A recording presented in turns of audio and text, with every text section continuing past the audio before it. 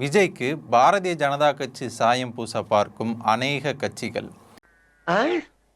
காலையில என்ன விளையாட்டு காட்டுறாங்க, எப்படி எல்லாம் சோதிக்கிறாங்க.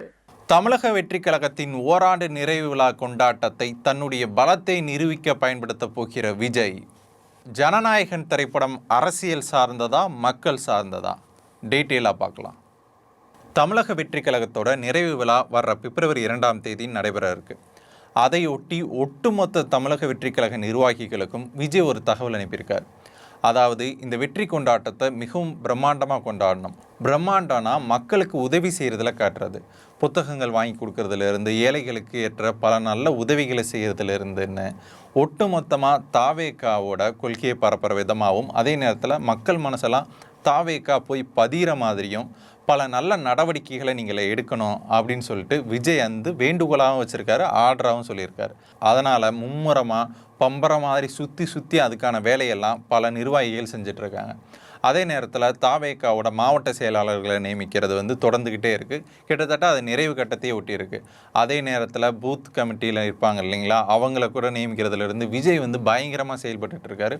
அவர் ஒவ்வொரு நிர்வாகிகளையாக நியமிக்க பல்வேறு கட்சிகளை ரொம்பவே இறுகி போயிட்டுருக்காங்க பயத்தில்.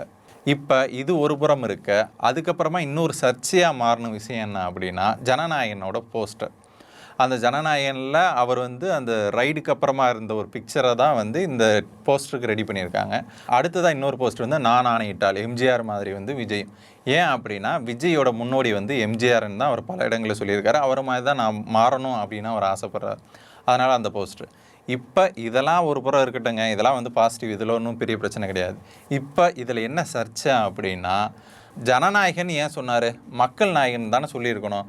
ஜனநாயகன் அவர் பயன்படுத்துறதுனால தமிழ் மேலேயே அவருக்கு பற்று கிடையாது. அதே மாதிரி அவர் பிஜேபியோட பி டீம், அதனால தான் ஜனநாயகன் வச்சுருக்காரு. தேசிய ஜனநாயக கூட்டணின்னுலாம் நம்ம நிறைய கேள்விப்பட்டிருக்கோம்லங்க, என்டிஏ. அப்போ இதனால தான் சொல்கிறோம், அவர் பாஜகவோட பி டீம் தான், அவர் எப்போ இருந்தாலும் பாஜகவில் போய் சேர்ந்துருவார் அப்படின்னு நிறையா பேர் பொருளை கிளப்பிட்டு இருக்காங்க. நீங்கள் நினைக்கலாம் ஏதோ ஏதோ கோமாளி மாதிரி ஏதோ நோ பண்ணிட்டு இருக்கானம்மா அப்படின்னு, ஜோக்கர் மாதிரி அப்படின்னு. உண்மையிலே ஜோக்கர் தான். நான் மட்டும் ஜோக்கர் இல்ல, என் தலைவர் நிக்கில் அவர்களும் ஜோக்கர் தான். இது எதனால் அப்படின்னா, நிறைய கட்சிகள் தாவேக்காவோட வளர்ச்சியை தாங்க முடியாமல் உள்ளுக்குள்ளே பொசுங்கிட்டு இருக்காங்க. அதனால் ஏற்பட்ட ஒரு விளைவு தான் இந்த மாதிரியான அந்த பொருளிகள்லாம் அப்படின்னே சொல்லலாம். என்ன அப்போ இதெல்லாம் பொய்யா? அதே நேரத்தில் தாவேக்காவோட அந்த ஓராண்டு நிறைவு விழா சொல்லியிருந்தேன் இல்லைங்களா, அதில் வர்ற பிப்ரவரி 2ஆம் தேதி முன்னோடிகளாக விஜய் சொல்கிறார் இல்லைங்களா, அதாவது அம்பேத்கர், பெரியார், அஞ்சலை அம்மாள், வேலு நாச்சியார், இவங்களுக்கான சிலைகள்லாம் கூட பனையூரில் திறந்து வைக்க போகிறாங்க.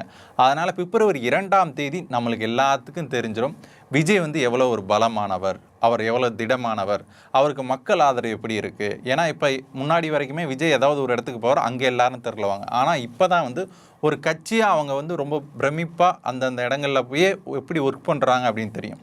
இது ஒரு தேர்தலுக்கான முன்னோட்டம்னு கூட சொல்லுவேன். இந்த நிகழ்ச்சியை வச்சு விஜய்க்கு எவ்வளோ செல்வாக்கு இருக்குது, அவங்ககிட்ட எவ்வளோ பணபலம் இருக்குது, அதை வச்சு அவங்க எப்படி ஜெயிப்பாங்க அப்படின்னு நம்மளால் ஒரு டிசைட் பண்ணிட முடியும். நல்லா இருப்படா போடா, ஒன்னெல்லாம் ஒன்றும் பண்ண முடியாது. விஜய் நலத்திட்ட உதவிகளாக என்னென்னலாம் பண்ணலாம் அப்படின்னு நீங்கள் நினைக்கிறீங்க அப்படின்னு சொல்லிட்டு கமெண்ட் பண்ணுங்கள்.